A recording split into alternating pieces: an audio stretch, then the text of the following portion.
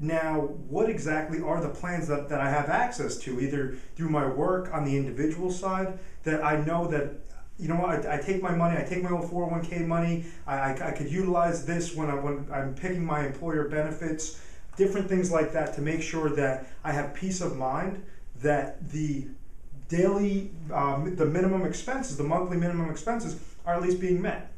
Because if you're at least understanding that your markets are, that your accounts are not getting hindered with downward market risk, it's all the peace of mind in the world. Now, to kind of take a step back, let's discuss something. And you guys probably listened to this, or you've heard this throughout the media so many times, something called a defined benefit plan. Now, these are pension plans. These were first implemented during working years, so possibly your parents, grandparents, whatever the case may be, they were offered defined benefit plans. What would happen was you were working for an employer, and they were taking, as part of your retirement plan, they were taking a percentage of your salary and investing it on the back end that you did not know about. So what they would say is, you know what, we'll invest this money, don't worry about it, and about, depending upon the year, example, 20 years, 25 years, 30 years, after you're done working for us, for our organization, for our entity, we will make sure that you are paid a defined benefit, a defined set amount to the day you die. You never have to worry about it. You could take this in the form of lifetime income on yourself. You could take it on joint income with you and a spouse. But ultimately, this is what a pension plan is. And they work perfect. They work perfect. Everybody understood, okay, I don't have to worry about the investments. I don't have to worry about understanding investments, and I'll go and just the company will take care of me.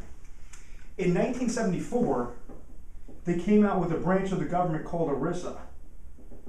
And what they did was they said, you know what, we have these baby boomers that are coming due. And they're now, all these children are coming due, and we understand that there's going to be, at a later date and time, it's going to be too risky, because the amount of people later on in the future that are going to be retiring are not going to be able to sustain how many people are now working. So just like Social Security, for the people that are retiring now, the people that are working are basically funding it. Hence, when they were working, they were funding it for the people that were retiring back then. That's exactly the same concept of a pension. Now, in 1974, they understood that it was too risky to do that, to sustain those guarantees. So then they started going more towards defined benefit plans, more to defined contribution plans. So you had to go and you had to invest into, they said, oh, we have this thing called a 401k, but this thing called a 403b. And what this did was it took the risk from the employer and it threw it on the employee. So when you're having all these baby boomers that are now starting to work, and now they're starting to control and control what their contributions are, control what they're putting into the market, because as we know, the 401k, 403bs, they're made up of, they're comprised of mutual funds, so a mixture of stocks and bonds. So when you have this influx of people that are coming in there, they're investing into the market, and that's why you're seeing these market growths from 1980 to 2000. It was a 1,000-point spread, a 1,000% gain in the market. So that's why everyone said, oh my God, my 401k, it's excellent, I'll just keep staying aggressive because the market's, nothing's going to happen. And they just, they basically got spoiled, and that's what happened. So there's only about 10% of people currently that have a defined benefit plan right now. So that was the pension plan was offered through your employer. So you say, okay, I understand that, but I'm not one of those 10%, I'm one of those 90%. Derek, what exactly do I do? There were certain companies that came out that offer personal pension plans for that. They understand the time value of money, they understand the law of large numbers, and there's ways to basically hedge. People that are investing into the products now are going to pay for the people that are going to retire later. So the most important thing with these personal pension plans is you have to have some sort of reserve system.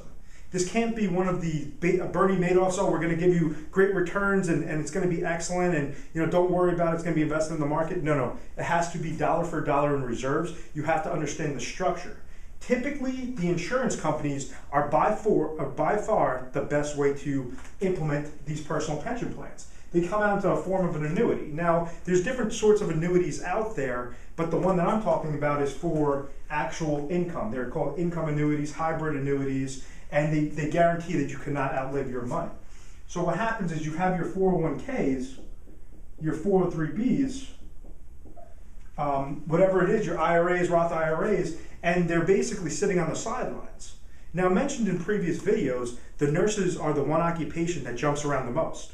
You guys are constantly, on average, about 5 times throughout your lifetime, you're going to be switching employers. So what's happening is you're accumulating your 401k. In a regular example, you'll be accumulating these assets.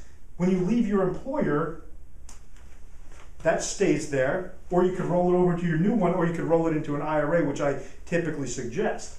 Now what happens is you have these, let's say in a typical scenario, you have 5 different 401ks. You want to combine them all. These are all going to be taxed the same way, qualified, but ultimately, whether it's a 401k and an IRA, you're typically going to be invested in the market. People say, how can I guarantee that I'm not going to outlive my money? When you have these qualified plans, when you have non-qualified plans, it could be cash, it could be savings, whatever it is, it's money that you're gearing up for retirement. Depending upon if it's qualified or non-qualified, is exactly the type of personal pension plan that you get. You do not commingle the funds, because on the back end it's going to work. You don't want to commingle non-qualified funds with qualified funds, because qualified funds, as mentioned in previous videos, that's what the government wants to. They're going to tax that money. When you start to take retirement income from a qualified fund, it's going to be fully taxable on your tax bracket. Non-qualified, depending upon what the investment is, it goes off of something called an exclusion ratio, which is more tax favorable. So some of the products that our firm offers for the nurses, we're safenurseretirement.com. We've created these affiliations with these companies that say, yes, okay, I understand these are nurses, they understand exactly they're working, they have stable incomes, they have certain amounts of credit. We could get 6 to 8% guarantees on your money that is basically gearing up for retirement. So if you're in your 40s, your 50s, and you're not retiring just yet, rather than have your 401k sitting there or your IRA sitting there, we say, okay, your 401k, IRA, whatever's on your qualified side, roll that over into a personal pension plan. And the way that it works is every year that you defer until taking income, your account's going to grow by 6 to 8%. And it's going to have a Federal Reserve System backing, equivalent to what the most famous one is the FDIC insured for banks. There's different systems out there for either brokerage houses, for insurance companies, and they have this Federal Reserve System. This is going to produce, after you're deferring that growth, it could be 1 year, it could be 20 years. After you're deferring this growth with 6 to 8% of guaranteed compound interest, because it's a fixed guaranteed insurance contract, by the time you're ready to turn on your money, you have a very large bucket there. You're not trying to play the market where you could have some great gains and then other losses, and you don't want to try to time it out. So essentially what happens is when this bucket grows and you're ready for income distributions, the contract that these personal pension plans are in is they give you in the form of, you could take it in the form of life only, you could take it in the form of joint, and you're basically controlling the money. They say, okay, I understand that. I don't want to give up, I don't want to annuitize. I've heard some horror stories with annuities. I want to make sure that whatever my nest egg is, say if I give them $500,000, I want to produce some sort of income coming from that stream that's in between 5 to 7%, which if you look up safe withdrawal rates, only about 4%, and that's a whole different conversation, is as a safe withdrawal rate. We're offering 5 to 7% guaranteed withdrawals from your maxed out account. And what's happening is it's going to deplete it shortly. Now, if you basically outlive that money, they're still contractually obligated to pay you that 5-7% of whatever that larger bucket is. Now, let's say you pass away beforehand, you only pass away in 5 years. Rather than a typical old-fashioned annuity or different personal pension plan contract, they used to keep your money and say, okay, it was a risk. It was basically that you would be risking that I'm going to outlive this money, and if you died beforehand, then the company would keep their money, and that's how they used to leverage it. These ones, your account value still stays intact, so you're hedging your bet with what did I withdraw? If I outlive my money, you can't because they're contractually obligated to still pay you that 5 to 7% depending upon your age of that $500,000 nest egg every single year. It doesn't decrease. And then what happens is if that account value ever hits zero, you're still getting paid that 5 to 7%. If you pass away before it, let's say you've taken $250,000 of those funds, your beneficiaries will now be left with $250,000. So it's a win-win situation. But what it does is these are the safest retirement vehicles out there. If you're not offered a pension plan, this is the personal pension plan. This is how you could still leverage your old 401ks, your IRAs, your 403bs that are sitting on the sidelines, and you roll them over so it creates a non-taxable event, and it's income you cannot outlive. You need to have contractual guarantees, and these are essentially going to be your income accounts. You're worried about income. You're not worried about rate of return. Rate of return is good. You're getting the 6 to 8% on your income account. And when you turn on that income stream, it is 2 to 3% higher than what the industry deems as safe because these are guaranteed insurance contracts.